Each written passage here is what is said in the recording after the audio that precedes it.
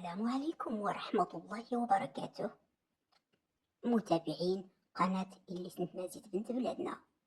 القصة ديال اليوم ديال عبد الغفور وحنان اللي عاد تزوجوا من بعد قصة حب واحترام دامت لسنوات.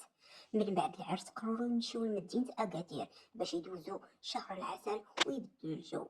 في الصباح بكري ركبوا الطوموبيل ديالهم وانطلقوا من الدار البيضاء لمدينة أكادير وهما فرحانين بزاف. الطريق كانت زوينة والجو معتدل وكل واحد فيهم كيهضر على الأحلام ديال المستقبلية. منين وصلوا لمنطقة بعيدة شوية وسط الطريق وقفوا في المحطة استراحية باش يشربوا القهوة. تما لقاو امرأة وولدها، طلبوا منهم شوية ديال الماء. عبد الغفور عطاهم الماء وحنان زادت وعطاتهم شوية ديال الماكلة، وكانت معاهم فرحة لا توصف.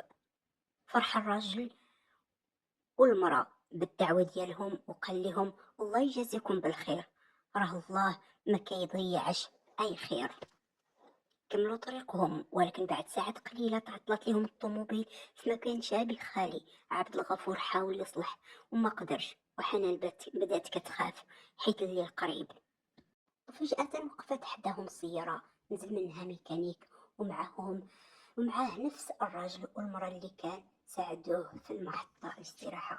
ابتسم وقال شفتوا الخير كيرجع لصاحبه. الميكانيك صلح لهم العطب بسرعة ورفض ياخد منهم أي فلوس. ومن بعد كملوا طريقهم حتى وصلوا لأكادير سالمين فرحانين.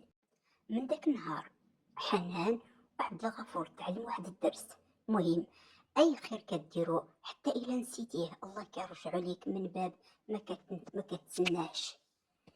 اللهم اجعلنا من أهل الخير وارزقنا قلوبا راحمة وبارك لنا في أرزاقنا وأهلنا، واجعل الخير الذي نقدمه سببا لسعادتنا في الدنيا والآخرة.